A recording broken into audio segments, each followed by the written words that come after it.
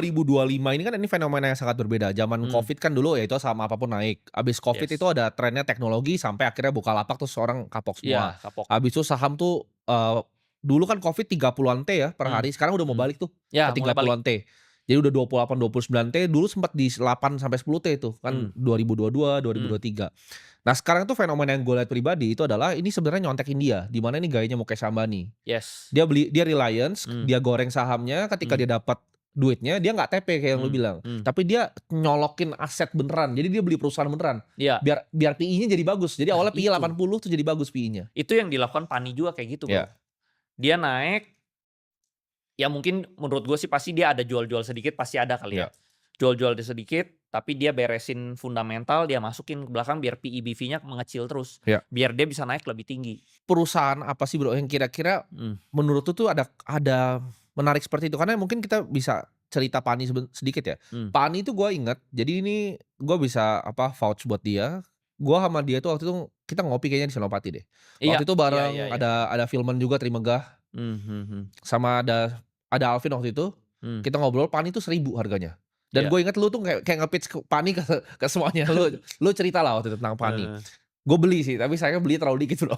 Gue beli cuma se-M karena waktu itu kan gue aduh, Lu kan waktu itu gue hajarnya Bitcoin gue kan? all in di Bitcoin. Gue Iya. pikir, ini menarik sih, ceritanya lu menarik. Heeh. Waktu itu yang lu cerita ke gue tuh jalan tolnya aja berapa, lu bilang? Jalan tolnya waktu itu keluar berita 18 T. Iya, Waktu itu market cap-nya masih 1 T. murah banget tuh, kayak masih di bawah deh bahkan ya, Iya, di bawah iya. T. Makanya gue tuh selalu investasi saham tuh nggak yang ribet-ribet, Bro, Iya, logika dagang kita soalnya emang gue kan background-nya pebisnis. iya, iya, Jadi gue tuh logika pebisnis aja gitu, gue lebih main psikologis owner-nya kayak gimana. iya, Kayak misalnya lu akuisisi, masih sih saham lu bikin tidur kalau lu ngerti betul, saham, ya kan. Terus misalnya lu market cap 1 T, jalan tolnya 18 T. Gue lebih kayak psikologis owner lah, iya, itu sih. Gue nggak oke. yang rumit-rumit, Bro.